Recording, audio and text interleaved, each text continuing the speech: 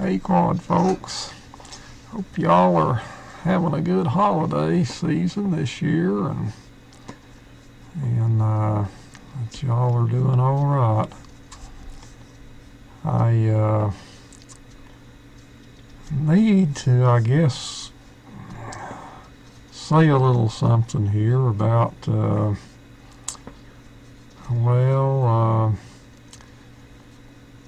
the past month or so I've been several people in the business have been contacting me and asking me about this head stuff, and mostly it's will you rebuild my video heads, and if it's not that, it's will you teach me how to rebuild a head? Well, in a short answer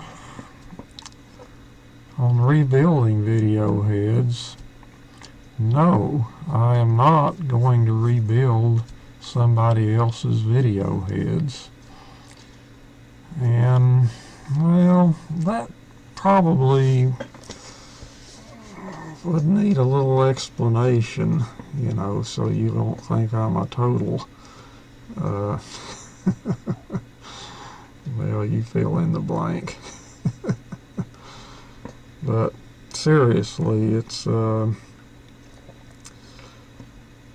one thing for an individual or myself, say, to rebuild my own video heads in-house. It's a completely whole other ball game if I start building heads for somebody else. That's a whole other set of problems right there. Well, I guess number one would be if I were to start building heads for hire, I would have to stand behind the work, warranty them.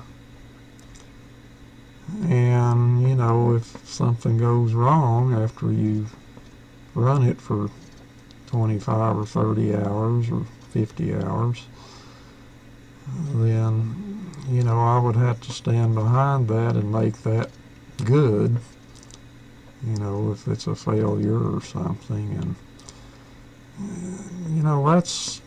that's a whole other problem in itself, the warranty and the guarantee, I guess you would say. And that, is something that I'm too old and too sick and too broke to really do, because you're talking about a full-time job just to do that. And I'm at my age, I'm not looking for any more work to do, I can tell you. And then the expense, of having to back up whatever I send out means I'm going to have a lot of stuff on the shelf, inventory, in other words. And you're tying up another pile of money right there. Just, the just in case. If something goes wrong, you have to have something to give the person to make it right, cover the warranty. And that's not anything that I'm gonna ever get into. It's like I say, that's a whole other business there, and a whole other job. And and then you have other little things that goes along with that, as far as I'm concerned personally, is, in order to do that, well, I would have to change the way I do things here. And what I mean by that is, if you're in this work for yourself, just making one-off rebuilds, one at a time, you can sit down at your workbench if you have all the pieces and all the, things that you need, and you can glue up 5 or 6 heads and wind the windings and test the coils individually, because you have to make 4 identical heads, transducers, and it begins with the coil winding, and getting all 4 coil windings the same, when you test them. Do a frequency spectrum sweep with a spectrum analyzer and impedance sweep with a vector voltmeter, and then you have to pay attention and get your resonant point above your operating range, which in our case would be 10 megahertz. You don't want it to be in resonance below 10 megahertz, because that's going to interfere with the response, of the head inside your operating range of frequencies.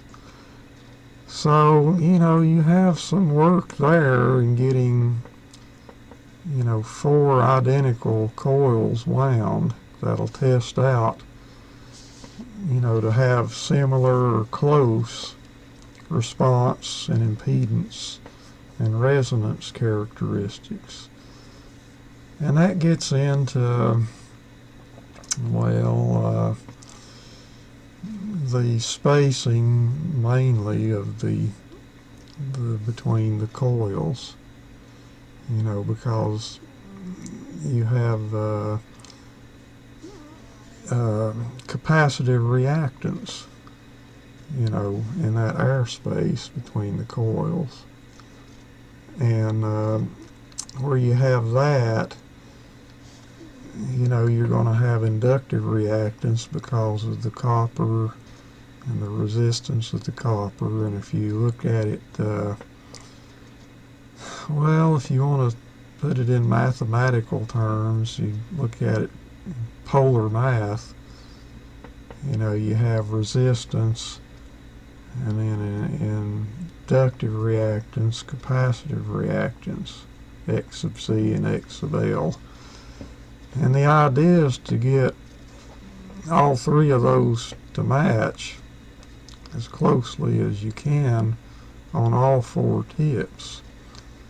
Because if you don't do that, then there's no point in sticking them on a drum, Well, that's a tedious thing, doing one-off heads or one-off coils, one at a time, because you have to work and get it right. And until you do that, there's no point in going any further. And where I come in as a disadvantage is I'm not a young person. I've got eye problems, and I got heart problems that causes my hands to be unsteady, shaky. And what we're dealing with when you're talking about coils on a video head is you have a winding window that's 6/1000ths of an inch opening at the widest part, roughly speaking. And you've got a wire which is about 1/1000th of an inch. And the idea is you need to get 5 to 6 turns of wire through that winding window. And you know, when you're dealing with 1/1000ths of an inch, you have to do all this work under the microscope, and you need a really good eye and really steady hands, you know, to do that consistently.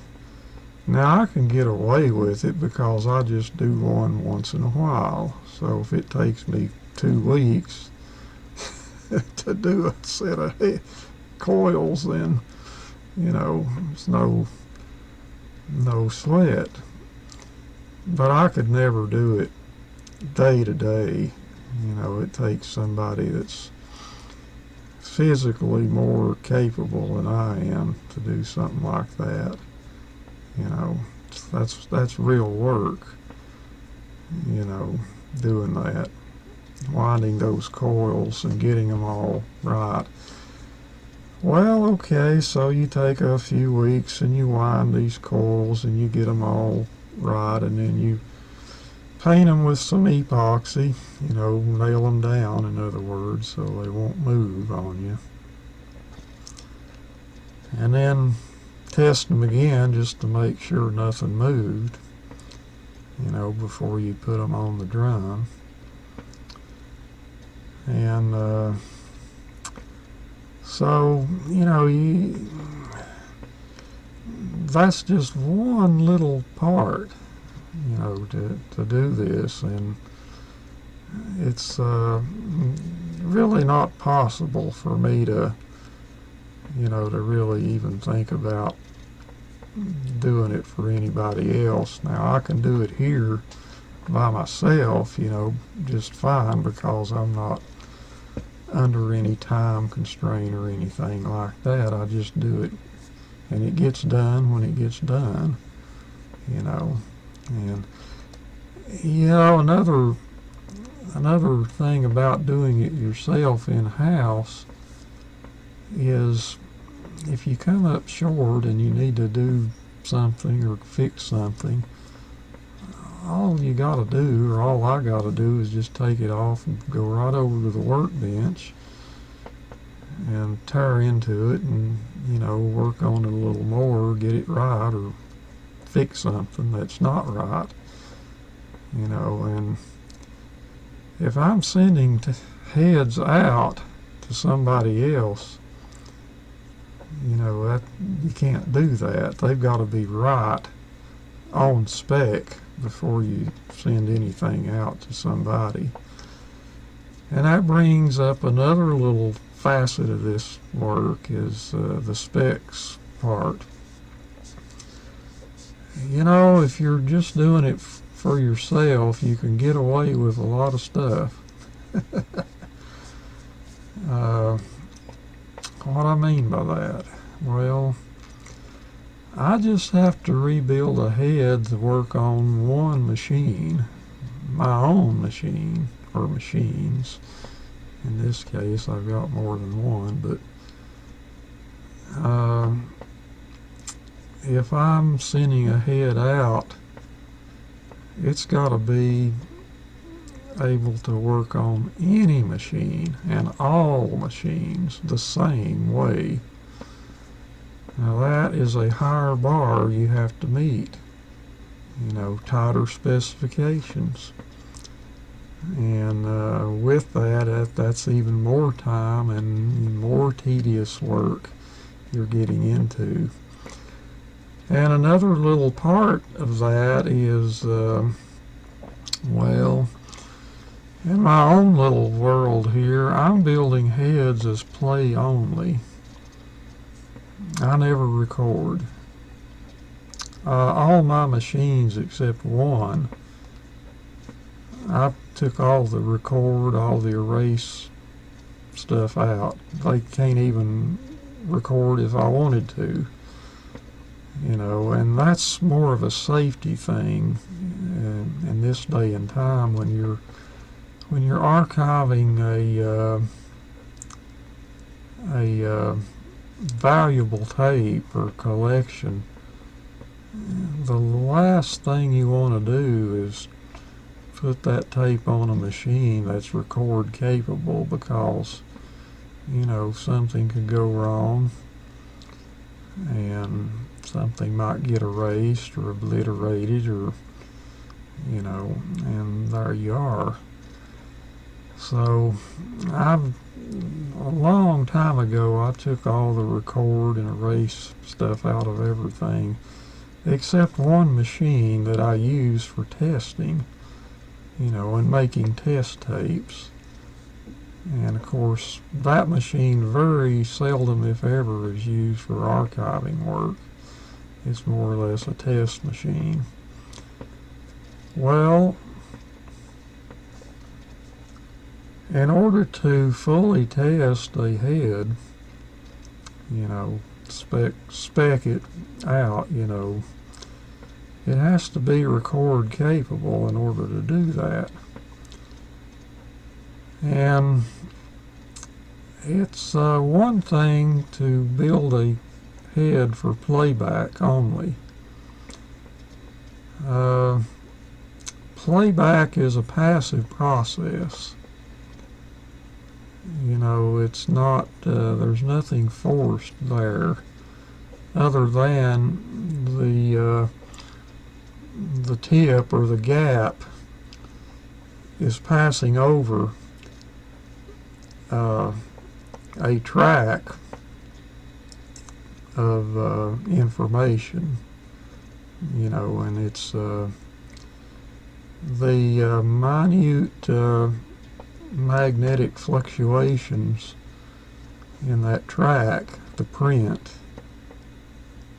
is being coupled in to the ferrite pole pieces, the tip, and from there it is inducing a current, a minute current, into the coil. And of course that's amplified and to a usable signal. That's all a passive process. You can get away with a lot of stuff playback only within a certain reasonable range. To record those tips, those coils, the whole head assembly, it's got to be right in every way, because you are forcing current flow through the coil, and you're inducing that current onto the tape through the ferrite, the tip, the poles. And that's got to be done linearly, and the response of the tip, the response of the coil, that becomes a much greater obstacle that you have to allow for, when you're compensating, or when you're adjusting, making those coils and those tips. They have to be made to an even tighter specification in order to be able to record accurately and correctly. And if you can't do that, if you're putting a lousy signal on the tape, then you're going to get a lousy signal off the tape.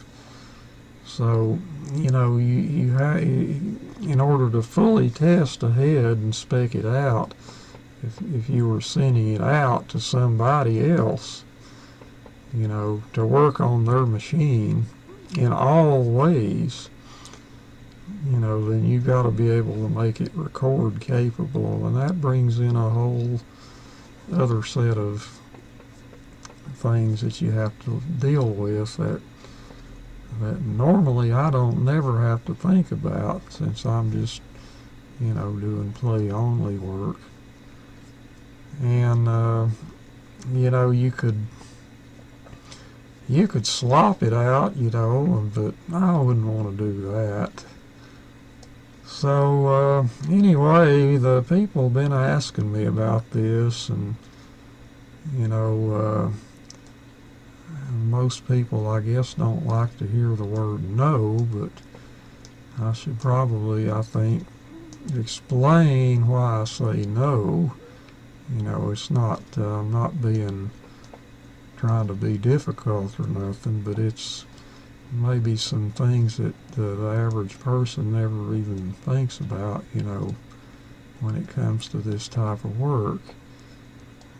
It's not that I wouldn't want to, it's just that, well, I'm not up to that level, of producing, something that somebody else can use without failure. And I don't think I'd ever want to go there and find out, because I have an inkling of what the answer might be. I'd probably get more warranty work than I could do. And nobody wants that, especially me. And of course, if you're paying me to do it, you certainly don't want it either. So, but having said all that, I guess if you're in this business, you've got about 3 ways you can go now, unless somebody invents a 4th way. Number 1, you can send the tapes out to somebody else. In other words, quit doing quad in-house and send it out to somebody else that's doing it. That's an option. Number 2, just quit doing it altogether, and that solves all your problems. Or number 3, you can do what I did and start doing it in-house yourself. Now, it works for me, and there's no reason why it wouldn't work for you. But here's something you need to know. If you're going to start doing head rebuilds in-house, I can just tell you from my own experience,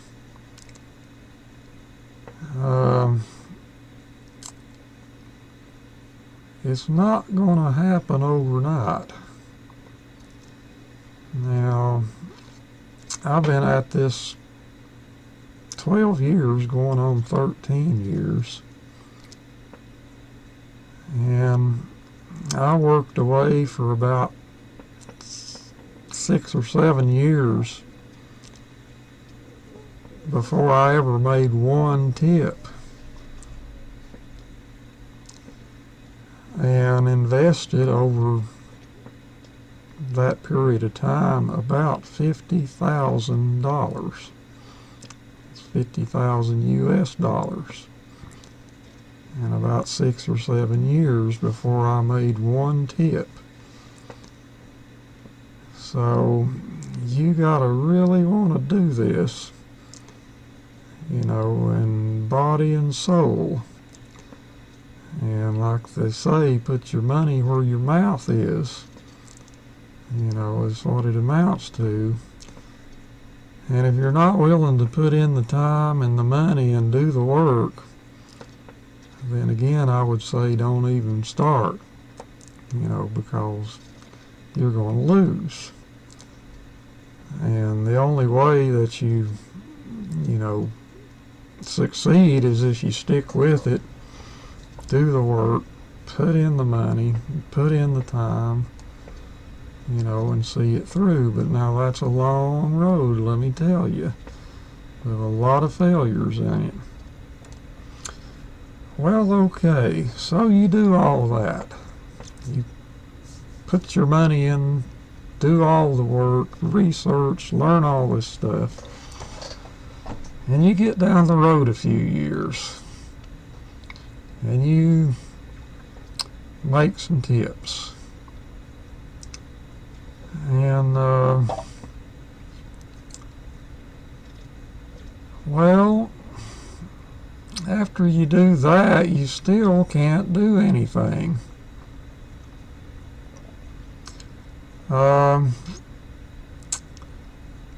You have to have a way to align the gaps of the tips on the drum when you assemble it. Well, that requires a rig with a microscope that allows you to see down to 1/1,000,000th of an inch. You can't go out and buy anything like that. Nobody sells that stuff. You have to build your tools and your jigs and your alignment fixtures. You can't just go buy it, you have to build it. And, well, let's back up here a step. First, you got to epoxy that tip onto a shoe. Well, you got to have a jig to do that with and a microscope, some kind of graduated scale, and some way to move things around, you know, to get them in the right position. So you got to build that, you know, some sort of a tool or appliance or jig or whatever you want to call it that enables you to do that. And then when you get it all together, you put it on, and you need to, depending on how much or how little you did in the tip making process, you're going to have to do some radiusing, contouring. Well, work ferrite, you have to cut that with diamond. That's the only thing that I know of harder than ferrite is a diamond. And you go buy diamond lapping film from 3M or that place in Europe, I can't think of her name right now, but that's like buying diamond rings. 150-foot roll of 6 micron diamond lapping film is about $650. That's for 150-foot roll.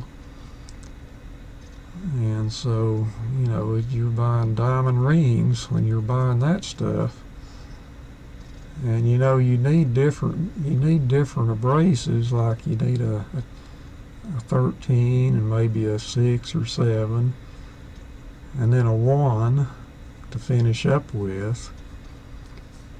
And what I like to do after I go, you know, 13, 7, 1, I like to finish it with the old red iron oxide tape. You know, that stuff is pretty granular. It's a little finer than 1 micron, you know, so you need to have some of that laying around too, the old red iron quad tape, you know, to really put a mirror finish on that stuff. But anyhow, just, you know, just to give you an idea a little bit of some of that, you know, what you have to have just in order to put one of these things together. You know, and it takes time to build these things, you know, and come up with this stuff. Uh, if you're not a machinist or have been trained in machine tool, then you need to have somebody you can go to, to help you do that. Or, I was lucky again in that department when I went to the Votech. They had, you could minor in things like that, machine tool and draftsman. I don't think there's any such thing as a draftsman anymore, but that used to be a thing, drafting and machine tool. So I did have some working knowledge at least, and a few friends that were machinists. So if there's anything I didn't know, I could go ask one of them, and they were all retired, so they could show me, and so if you get to that point, then you got to have some way to make all these tools, and specialized alignment gear that you're going to need, and you just never seem to get done doing things when you start this kind of work. There's always something else to do, and if your main focus is doing tapes, if you don't have somebody that can do this, or that you can, an employee, or if you just got a lot of time on your hands, then it probably wouldn't, be in your best benefit to even try it for that reason, because you'll never get done. But anyway, if you've been this long and listened to me so far, what I've had to say, in that regard, I've been putting out videos and trying to explain a little bit of this, how I did it and what I'm doing here, and I continue to make videos, instructional or explanatory type videos. If somebody is interested in this work, I'll certainly help you out and tell you anything I know. But it's a long road, and it's kind of an expensive road when it's a lot of work, and some of it's kind of dangerous if you, depending on how much you want to do. Now, I've always farmed out the dangerous stuff, when you start hot pressing ferrite and when you start fabricating tips, that's kind of dangerous, and if you're not, if you don't have your A game, you best not fool around with any of that. But if you wanted to sputtering, if you wanted to form your gaps, you could probably find a used Perkin-Elmer sputterer. That would be the easiest thing that you could do, and go down to Specialty Glass down in Oldsmar, Florida, and get you a 2050 glass target, for your sputterer, and play around with that a little bit. That's a doable thing. You could probably do that, but again, you're getting into some heavy science there, in that it's an RF vacuum sputter, where you put a vacuum in your chamber and you charge it with argon gas, and then you use a 13 megahertz RF signal. I think it's about 1,000 watt transmitter.